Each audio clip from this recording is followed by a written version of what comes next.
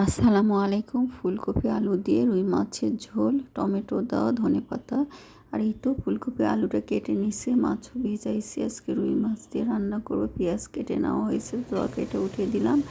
এই তো রিং করে পেঁয়াজ কাটা দিয়ে আমরা বাগার দিই।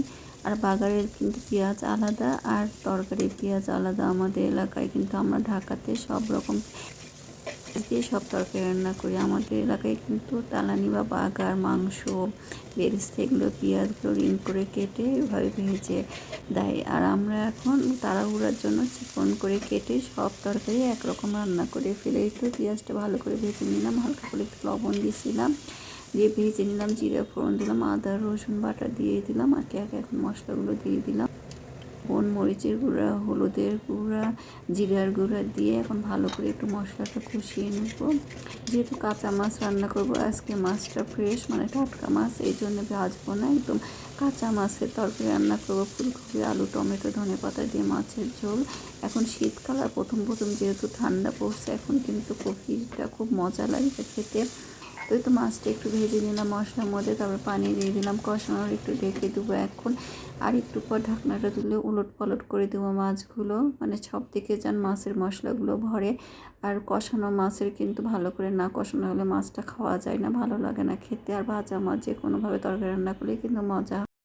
ওই জন্য একটু ভালো করে রান্না করতে হয় কষানো মাছ দিয়ে। তো মাছগুলো আমার কষানো হয়ে গেছে। অনেকে মশলা আলাদা করে কষিয়ে নিয়ে মাছটা ঢেলে নেয়, আর তরকারি সবজিতে আলাদা মশলা দেয়।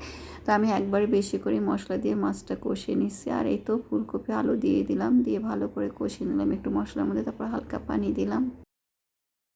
আর সবজিরও কিন্তু পানি বের হয়েছে। তো ভালো করে কষিয়ে নেব, নেওয়ার পর একবারে ঝোলের পানি দিয়ে দেবো।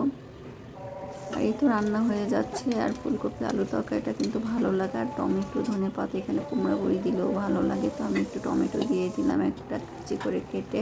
এখন একটু ফুলকপি সিদ্ধ হওয়ার পর কিন্তু টমেটোটা দিব, নাহলে ফুলকপির ডাঁটাগুলো শক্তই রয়ে যায়। তো একটু মাছগুলো দিয়ে দিলাম, দিয়ে একবারে ঝোলের পানি দিয়ে ঢেকে দেবো, তাহলে রান্না হয়ে যাবে। আর তারপরে একটু ধনেপাতা ছড়াইয়ে দিব।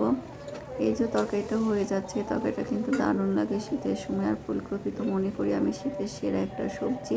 আর এই ফুলকপিটা কিন্তু অন্য সময় ভালো লাগে না, শীতের সবজি শীতের সময় ভালো লাগে বেশি, আর প্রথম থেকে বেশি মজা লাগে। তো তরকারিটা হয়ে যাচ্ছে, সাথে একটু আপনারা কাঁচামরিচও ছড়াই দিতে পারেন। এই তো তরকারিটা হয়ে যাচ্ছে, আমি একটু নেড়ে চেড়ে দেবো। এটা কিন্তু ঘাটাঘাটি করা যাবে না, মাছটা ভেঙে যাবে। যেহেতু মাছ দিলে যে কোনোভাবে তরকারি রান্না করা যায়, মশলা কম দিয়েও রান্না করা যায়। আসলে কষানো মাছ দিলে একটু মানে সুন্দর করে যত্ন সহকারে রান্না করতে হয়, নেড়ে চেড়ে, নাহলে ভেঙে যাওয়ার সম্ভাবনা থাকে। তো তরকারিটা হয়ে যাচ্ছে, আর এইভাবে ঝোলিয়ে রাখবো। দারুণ মজার ফুলকপি আলুর পাতলা ঝোল।